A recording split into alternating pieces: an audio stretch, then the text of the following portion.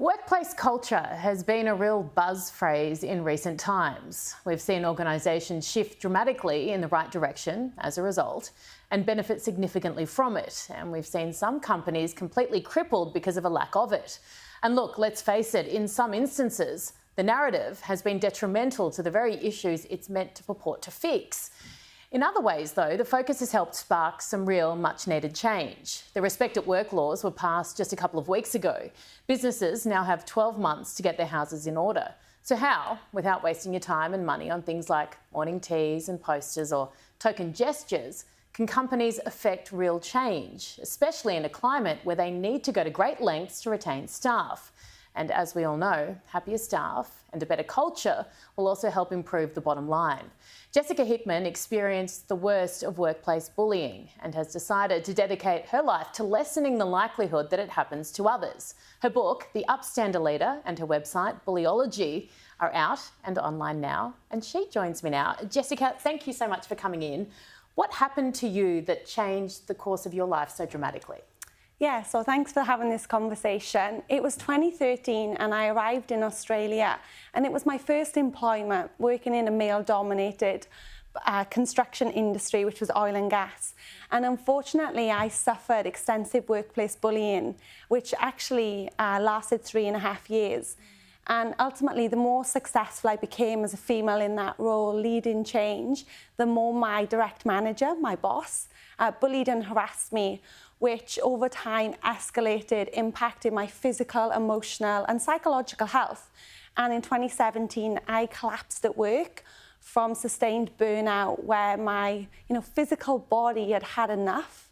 And that really led me on my mission. It was that moment of laying in a hospital bed on the other side of the world from friends and family that I realised how systemic bullying is in Australian workplaces, and really went on a mission by founding my business Bullyology to do research and education, but also build programs that could lead sustainable change, not just in the workplace, but schools, online, and even sporting communities, where bullying just perpetrates every aspect of our daily lives.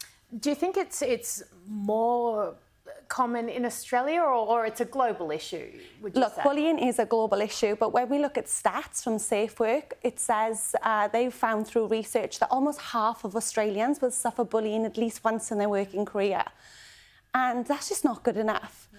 So it is really prominent across Australia, and there's a lot of old school behaviours that really need to change, along with our political leaders that really set the tone for how we behave. And recent reports in Parliament in New South Wales and Canberra, and even Queensland Police, have found systemic bullying in our authorities. So where does that leave us in modern workplaces?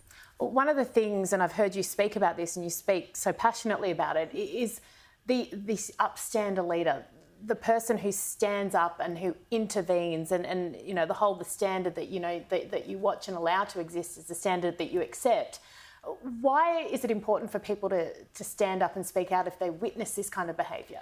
Well, ultimately, that's why I wrote my book, The Upstander Leader, because I realised that unfortunately we are going to have perpetrators of injustice, people that bully and harass others, and targets. But in my own experience, I reported the bullying 32 times to corporate office, and 32 times I was told, toughen up, princess, it's the industry, or you look confident and strong, you're smiling. And ultimately, time and time again, nothing ever got done. And I scanned the room. How could good people allow this to happen so openly? And I realised there was a thing called the bystander effect present, where good people become passive bystanders, and those behaviours become the cultural norm, especially when over time you report them time and time again. And I just couldn't accept that as the status quo.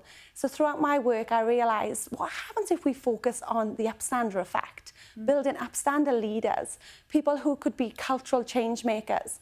And I realised people fall into the bystander category. And it's easy to do, and you're right. It is good easy to do. people can do it, and there's no malice in that. Absolutely. And look, I realise that people fall into the bystander category, not because they're bad people, but because they haven't got the skills, the tools, the education or capability to know how to be upstanders.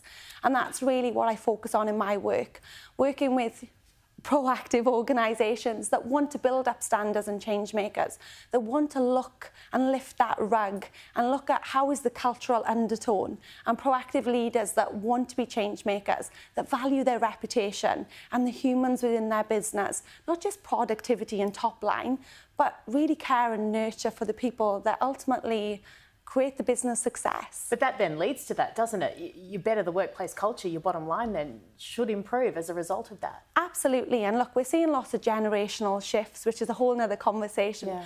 But people coming into the workplace now not only value the paycheck, but they value the culture, being respected. And ultimately, they want to work for a company that values them as individuals, where they can be their authentic self. Their leaders are empathetic, and ultimately, they want to be change makers in the workplace. They want to be upstanders. Before I let you go, and I hate not having enough time, I could spend an hour with all of my guests, but tell me, practically, what can people do now if they're in a position that you were in, if they feel like they're in a workplace where they are being bullied? Yeah, ultimately, I built my website, Bullyology, and I've written 2 books now where ultimately people feel isolated and alone. And I encourage them to go to the Bullyology resource, not only look at the programs and education, but ultimately use the free helplines and the resources that have been created to create change. And ultimately, leaders need to do a pulse check in the workplace and actively observe the environment and consciously listen to their people. And really, I think 2023 is the time where people can actually value workplace culture and get the help and support they need. And get you into their organisation to help them do it. Absolutely. Jessica Hickman, thank you so much for your time and congratulations on what you're doing. Thanks so much. Thank you.